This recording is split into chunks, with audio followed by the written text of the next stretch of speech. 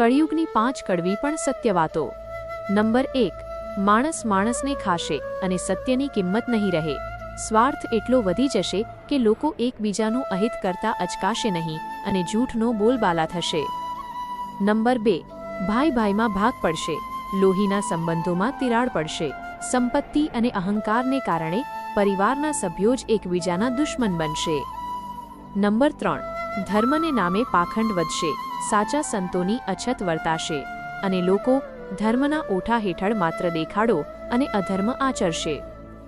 Number 4, કુદરતી આફતો અને અકાળ મૃત્યુ, ધરતીકંપ, પૂર અને રોગચાળો વધશે તેમજ લોકોનું આયુષ્ય ઘટશે અને નાની ઉંમરે મૃત્યુના કિસ્સા વધશે।